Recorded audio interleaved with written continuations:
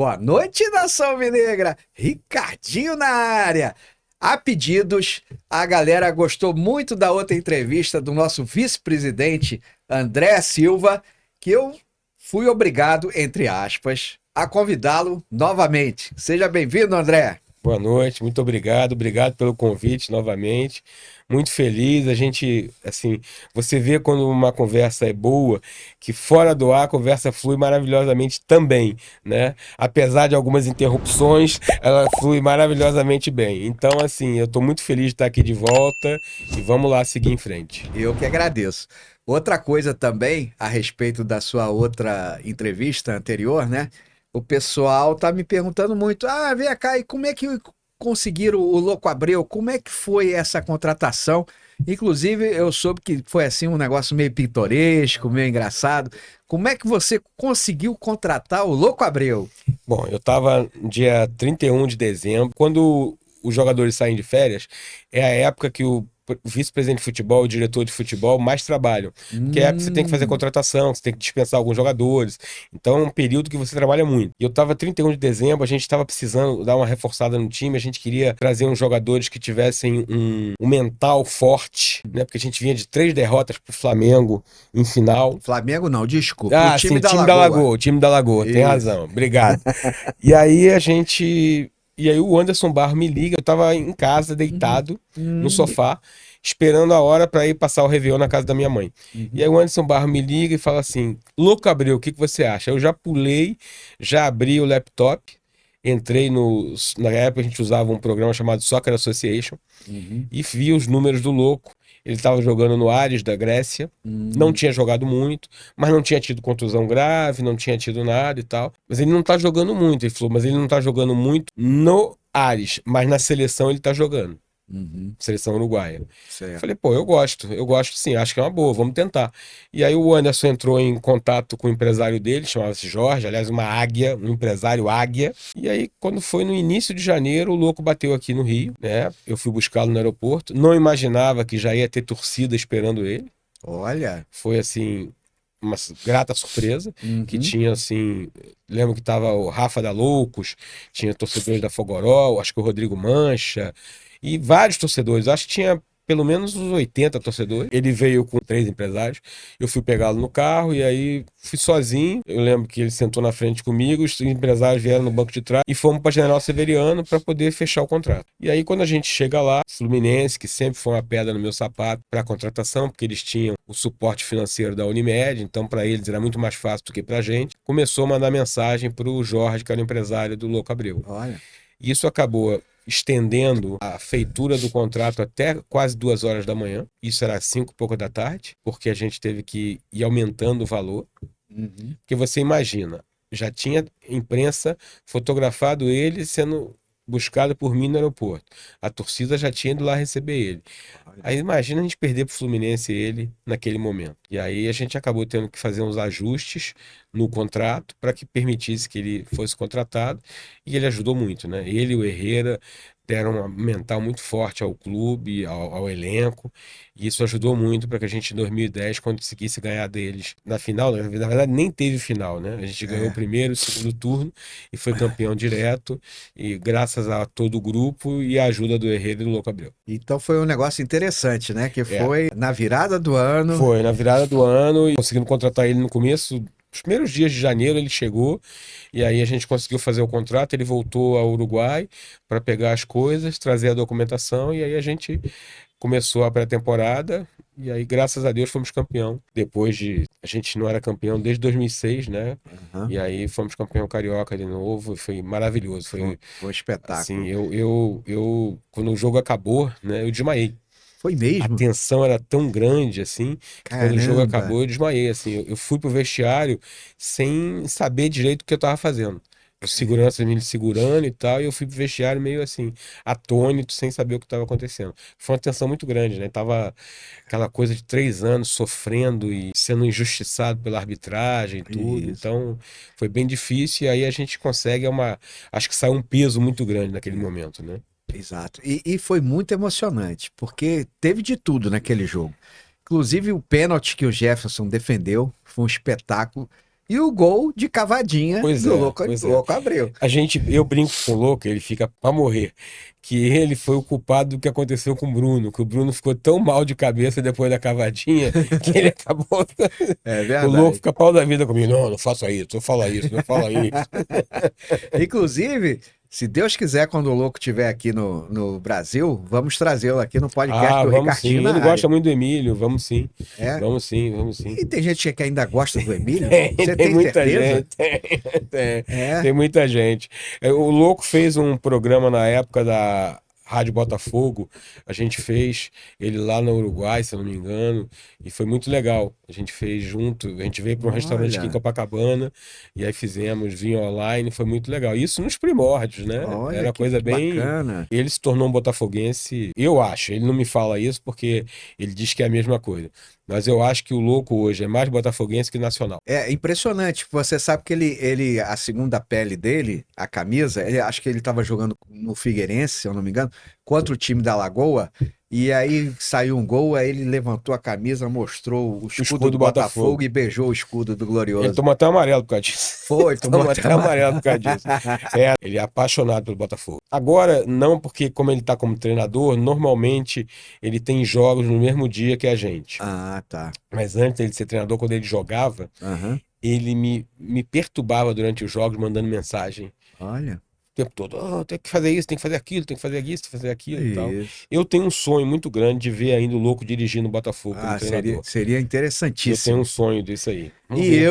meu sonho é trazê-lo aqui no podcast do Ricardinho na área. Tudo bem. Se Deus quiser ele vir ao Brasil, a gente consegue conversar com ele para trazer ele aqui. Eu te agradeço também a sua ajuda. Sem problema.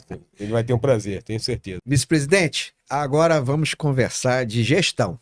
Você agora como vice-presidente geral do Botafogo, eu queria saber quais seriam os seus principais desafios nessa gestão nova, nessa administração, e quais são os seus planos para o Botafogo. Bom, eu acho que assim, o principal desafio é manter o Botafogo equacionado financeiramente. Isso acho que é o principal desafio, porque você não pode deixar acontecer o que aconteceu no passado do clube se atolar em dívidas, né? Hoje você perdeu o principal ativo, que é o futebol. Exato. Que era o principal ativo que trazia dinheiro, e você tem que se reinventar como clube social e olímpico para que você consiga fazer uma coisa balanceada, que você consiga permanecer nos esportes e, ao mesmo tempo, você conseguir se manter equilibrado financeiramente.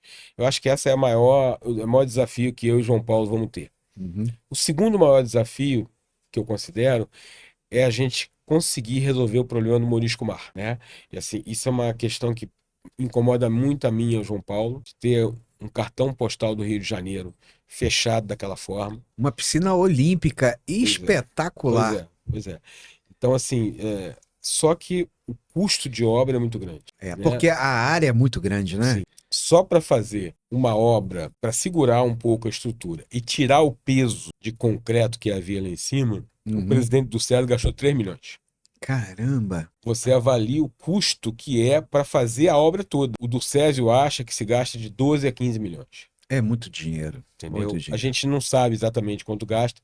A gente está com um calculista, um engenheiro calculista fazendo um levantamento, mas a gente sabe que é uma obra muito cara. Então, assim, e é muito difícil você conseguir esse dinheiro. Né? Trabalhar muito para se reinventar e tentar conseguir trazer algum parceiro que faça essa obra, porque a gente não tem condição financeira nenhuma de fazer, com uma parceria que ele possa utilizar de uma forma o espaço, ou a vista, ou alguma coisa que funcione bem para o clube e bem para essa empresa que possa fazer a obra. É uma forma que a gente imagina. A outra forma seria a gente tendo CND, de fazer um projeto incentivado lá, que eu acho que seria tanto cultural quanto esportivo. Isso, né? Perfeito. Cultural porque faz parte da paisagem do Rio de Janeiro. Isso, né? exatamente. Faz parte da paisagem do Rio de Janeiro. E esportivo porque era a principal piscina do Rio de Janeiro para atividade de natação e atividade de polo aquático. olímpico também. Pode conseguir, através de projetos incentivados, fazer. A gente está precisando que a SAF faça o pagamento de uma determinada guia,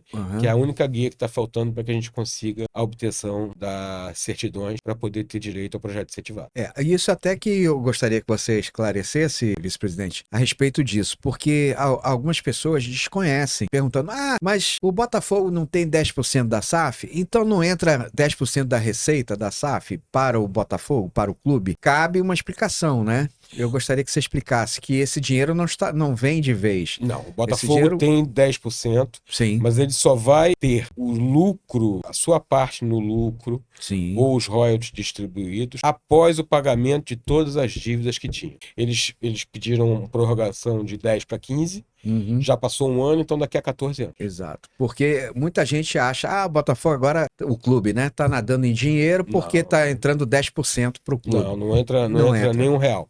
Só depois do pagamento da dívida que o Botafogo vai passar a fazer jus a receber lucro e royalties dos 10% que ele tem direito. Muito bem explicado. A gente tem um problema também de que, com essa questão da gente ter a falta do projeto incentivado, a gente não ter a CND, infelizmente, parar com alguns esportes olímpicos, a gente estava com um déficit mês de 300 mil. Caramba! Isso virou uma bola de neve, né? É verdade. Então a gente está tendo que cortar na carne, tirar alguns esportes que a gente tinha, que o presidente do SESI fez muito bem, mas que no momento agora a gente não tem condição de manter.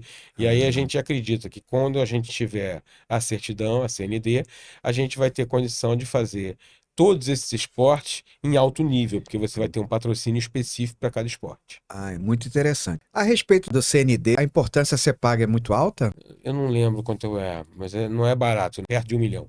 Entendi. Então seria, acho que prioritário, no meu ponto de vista, a gente conseguir quitar isso para obter o CND, né? Às vezes o que é prioritário para o clube não é o prioritário para a SAF, que hoje são coisas distintas, né? Sim. Eles caminham, Claro. apesar de termos uma boa sinergia e tal, Claro. mas são coisas distintas. Eles têm lá o dia a dia, o futebol para pagar, que futebol é uma coisa muito cara, né? Cada vez mais está ficando muito caro, né? É uma coisa que gera muito dinheiro, mas também é muito caro. O custo de você viajar com o seu elenco. Muita gente não sabe. O jogador de futebol, ele quando está viajando, ele come 6 vezes por dia. Caramba. Então você tem que contratar um serviço à parte do hotel. Eles não comem no restaurante comum. É alugado uma sala de convenção para montar lá o almoço e o jantar. O café é a única coisa, porque a grande maioria não vai. É a única coisa que eles tomam junto, porque como não vai, então é antieconômico você montar uma estrutura de café da manhã, que são poucos que vão. E os outros lanches são feitos no andar, você leva uma estrutura para o andar dos jogadores, com garçom, mesa.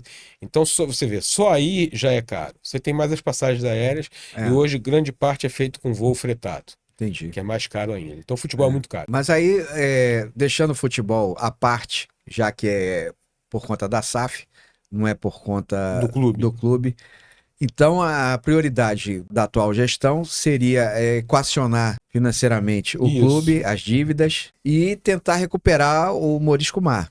E aí a terceira eu consideraria tão importante, que seria a gente conseguir fazer os esportes olímpicos em alto nível. Isso. Eu acho que seria tão importante quanto recuperar o Morisco Mar, a gente conseguir fazer o esporte olímpico em alto nível através da obtenção de certidão negativa de débito. Certo. E quanto ao clube, o que você traria assim? A gente vai ter uma reforma muito boa agora no inverno do restaurante. O restaurante vai ficar muito bonito, muito legal. A gente conseguiu agora para o verão fazer um barzinho de drinks na piscina, coisa que não existia antes. Interessante. A gente conseguiu lá junto com o nosso concessionário Maurício, da Dange Buffet, que ele fizesse isso. Aumentamos o número de cadeiras e mesas, aumentamos o número de espreguiçadeiras para que o pessoal pudesse curtir o verão. Até lhe perguntar uma dúvida também que muitas pessoas me fazem. As piscinas do Botafogo são aquecidas? Não. Eu acho que, salvo engano, só a semiolímpica é. Entendi. As outras não. Só que a piscina do Botafogo, ela pega sol o dia inteiro. Entendi. Então a água da piscina fica quente sempre, full time. Naturalmente. Naturalmente ela fica quente. É muito gostosa. Eu sou suspeito que eu adoro água quente, então ela é muito gostosa, é muito Aham. boa. A piscina tá muito legal. Ultimamente Aham. o clube tá assim, a gente tá consertando o elevador, que é um elevador que vem dando problema há muitos anos, Uhum. e é um problema sério, porque você tem pessoas de terceira idade, né, que frequentam o clube. A gente está fazendo uma rampa para poder que as pessoas de terceira idade possam entrar na piscina com mais facilidade. Estamos tentando promover algumas mudanças para que as coisas Interessante. melhorem para os Aham. nossos associados. E quanto ao museu do Botafogo? O museu é uma incógnita. É? É porque, assim, a gente não teve essa exposição, parece que não tem mais recursos nesse momento para utilizar, então, assim, não sei quando vai ser inaugurado, a gente não tem o feedback do museu, Por é uma enquanto, coisa. é um projeto que ainda não vai ser Tá com concluído ainda. tá com a empresa que foi feito assinado o contrato. O que que acontece? O museu é uma ideia maravilhosa do presidente do SESI, Uhum. só que a gente está com a sede há mais de 2 anos fechado. Sim. Só do que a gente deixou de arrecadar com que a sede alugava, a gente Uhum. deixou de arrecadar nesses 2 anos mais de 1.300.000. Caramba. Entendeu? Já dava para pagar o CND. Pois é, mais de 1.300.000. Mas o CND é devido pela SAF, não é por nós. Ah, Porque é dívida tá. antiga. Ué, então é só conversar com o Textor. Ai, papai Textor, ajuda aqui o Botafogo, o É. clube. Paga esse negócio aí, porque a gente tá precisando para Eles poder eles alavancar. estão para pagar qualquer dia, tá? Já É? tá a programação de pagamento em 2 semanas, eles estão para pagar qualquer dia. Ah, que ótimo. Porque Excelente notícia, viu? isso, Ó, isso furo de reportagem só aqui no Ricardinho na área. Furo de reportagem do nosso vice-presidente André Silva. Você tem um organograma de pagamentos, né? Essa parcela tem que ser paga para poder liberar as certidões. Certo. E aí está dependendo da SAF fazer o pagamento. Mas eles Perfeito. estão para fazer a qualquer momento. Ah, então tá. Vice-presidente, muito grato novamente pela sua presença. Adorei a nossa entrevista. A nossa não, a sua entrevista. Nossa. E que você sempre retorne aqui à nossa mesa. Será sempre um prazer. Seja sempre bem-vindo. Muito obrigado pelo convite. Convidando, estarei aqui, sempre possível. Um Muito abraço. obrigado. Um abraço.